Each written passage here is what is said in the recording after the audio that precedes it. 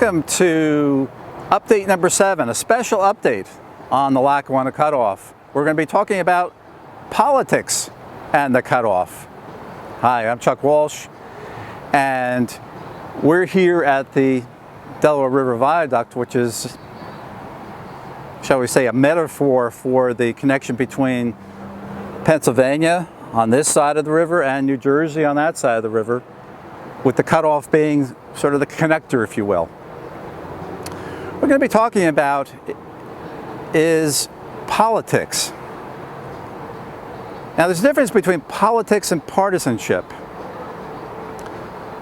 In terms of the cutoff, I think we've been trying to assiduously avoid being partisan. In other words, preferential to either one party or the other, Democrats or Republicans. Our politics is the mechanism through which action is taken, and most specifically, if you want to get money, such as to reactivate the cutoff, that's the mechanism through which you'd have to operate. Once again, we try to do that in such a way that we're not in any way either depending on or, for that matter, favoring either party. Now, I want to go through a bit of a chronology, and stick with me here because it's important to understand, to know where we've come from, and, well, ultimately we're going to talk about the future as well, where we're going. Now, the first thing that really happens with the cutoff in terms of its reactivation, that actually occurs before the track is actually removed. If we go back to, it would have been the end of 1978, the cutoff is put out of service. In other words, at that point, Conrail operates freight over the line. There's no passenger service anymore. That ended at the beginning of 1970. But Conrail removes all its freight traffic off the cutoff at the end of 1978. So in January of 1979, when the line is put out of service, that raises a red flag to people, and this predates my involvement with the cutoff, that out of serviceness raises a red flag to people who see this as maybe a step to abandonment, which it would be. Well, that leads to, I'll say, all sorts of behind-the-scenes maneuvers, which will lead to the running of an Amtrak special on November 13th, 1979. The idea behind that was to try to get Amtrak involved and to basically try to save the line from what seemed to be the potential for abandonment. Unfortunately, that doesn't work. It does raise the visibility, and I don't think it was a lost cause, but it did raise the visibility of the project. But unfortunately, in terms of trying to start Amtrak service at that point and save the tracks, it does not. Now, we're talking about politics. As we go through the early 80s, we see the, I'll say, the politicians on both sides of the Delaware, particularly in Sussex County and here in Monroe County, who are trying to save the line. Now, the cutoff, as we discussed in part 23 with Bob Bars and John Sabatka, the tracks will come up during the summer of 1984, unfortunately. But there's a fight, a political fight, trying to get money and such to buy the line, which fails, but at least that process, I'll say the saving of the cutoff process, is already started. Now, I think before we go any further, I should be upfront in terms of my political, I don't want to say my leanings, but my political affiliations over the years. When I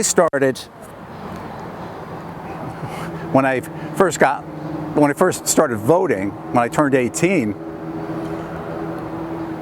I was not registered as I didn't have any party affiliation. In other words, I was an independent. I got a draft status. This was right after the Vietnam War had ended, so I was inactive there. But they actually in those days used to give you a draft status when you registered, when you turned 18. And then for a number of years I remained an independent. I became a Republican for a bit, and then I've turned into a Democrat since then. So I've been through, I've seen, I'll say, the different aspects of the political spectrum, or in terms of the affiliation in different parties. Now, the reason why I bring this up is that as a Democrat now, and I'll be making some comments about how I see the different parties, but I have to say that as a Democrat, most of my interaction has been with Republicans, as it turns out. And it's been pretty good. Now, when I talked about trying to save the cutoff in Sussex County, I think of people like Bob Littell, Senator Bob Littell. I think he was an assemblyman in those days, a Republican. But Warren County, which is just across here, and Sussex County are both Republican areas, counties. Morris County to the east, maybe a little more Democratic over here in Monroe County. So there's a mix. But the thing is that as we go through the 80s, there are going to be different things that we have to try to get done. And I found that in New Jersey, we were primarily dealing with Republicans. Now, the first thing we tried to do in saving the cutoff was try to figure out how to prevent Mr. Turco. If you remember, we've talked about Jerry Turco wanting to actually dig up the fill and remove it and bring it to Westway in New York. Our first attempt at political action was going to, and you probably not going to recognize his name, going to Senator Wayne Dumont. He was the senator in Warren County at the time. This is about 1986, I'm guessing. And we got a resolution through the state legislature about the cutoff. Really didn't have any political impact because there was no money attached to it. What we're really looking for was a way to acquire the cutoff. So as we go through the 80s, we then are hooked up with Assemblyman Chuck Italian. And he was the minority leader in the Assembly and later would become Speaker of the Assembly. But he helped us out a lot. And I remember sitting with him and talking, a Republican, sitting with him and talking about his thought process and how he would support the cutoff. And we ended up having to do a whole bunch of presentations to the various towns along the cutoff. To this day, I can still rattle off all the towns because I did presentations in them to garner support so that he would support legislation. And I'll take credit for this. A lot of things I can't take credit for because I'm only one of the cogs in the wheel in supporting the project. But this was my idea to try to get a bond issue in New Jersey, which he agreed to, but that's where I had to get the resolutions. He wanted the support behind him to go to the legislature and basically put a bill through that would eventually lead to a bond issue going before the voters in 1989. I'll skip ahead and say, well, it eventually did get before the voters and it did get approved overwhelmingly. And $25 million was put aside, which ended up being the money that was used to acquire the cutoff. And this was all done through the political process. We had a little bit of a snag in the Senate, and fortunately we had somebody who came to bat for us at the last minute, and we were able to keep the money in there. And well, that started the next process, which was the acquisition process, the condemnation process. And that took place throughout the 1990s and would go all the way to the year 2001. But during this process, we have both support from Democrats and Republicans. I want to be fair to that because it's quite true. I mean, I'm a Democrat, But I will say that I will give great kudos to the people who were Republicans who supported this project. But it's interesting to note, and getting back to Chuck Italian, when I talked to him, it was actually a group which was my friend Fred Wirtz and Don Barnacle, who were also part of the North Jersey Rail Commuter Association at that time. We went in, we were talking to Assemblyman Italian. He told us how he came to decisions as to how to support a project politically. And in those days, you didn't have email. It was just before really you started to see email. So people literally had to send letters. And he said that he had, for example, he used an example of something else. And he said, well, I support this particular thing. He wasn't talking about the cutoff here, but he was talking about something else. He said, I got 6 letters in favor and 3 against. And that's how he made his decision process. You know, that's how he decided which way to be. I know there was controversy about the Polandskill Valley Trail, and we got a little bit of heat from people who thought that we were somehow going into the Mr. Italian and somehow, somehow not saying good things about the Polandskill Valley Trail. And that's not true. Mr. Italian was really against that before he became for it. Let's put it that way. And it wasn't going to be Chuck Walsh who was going to talk him out of it, believe me. And he had his reasons for that.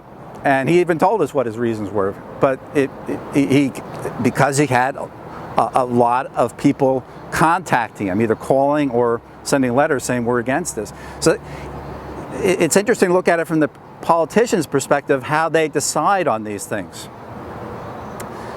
So, why am I telling you this? Well, you'll find out. Once again, still stick with me.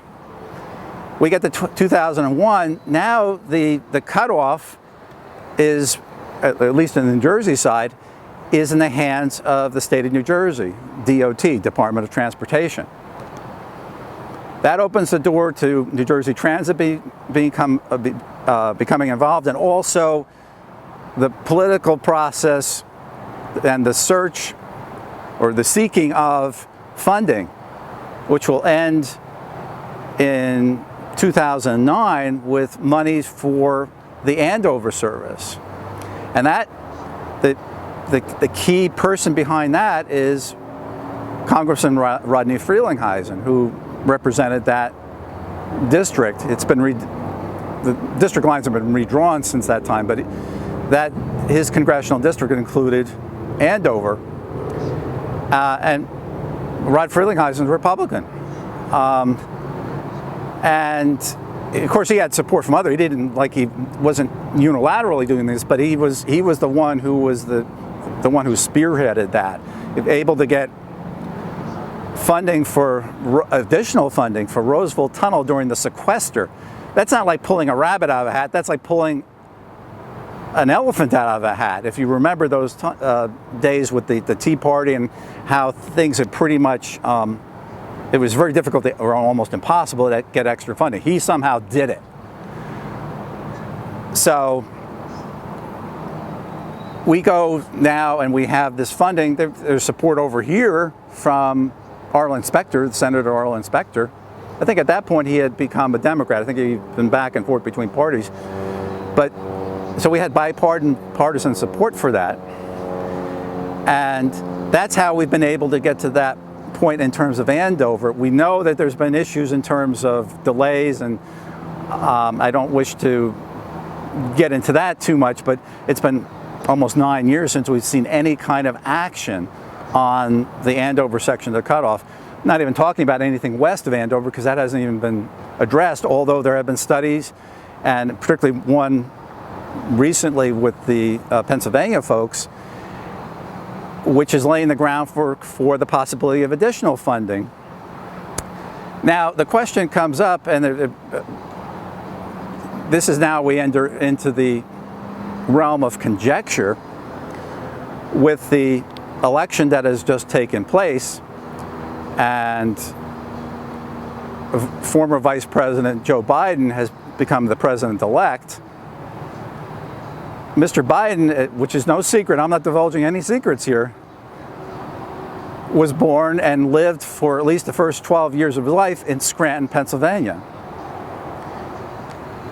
Scranton is 60 miles from here, roughly speaking, on this line up, not this line that's in front of me, but the cut-off and through Slateford, Stroudsburg, the Poconos, and Scranton is on the other side.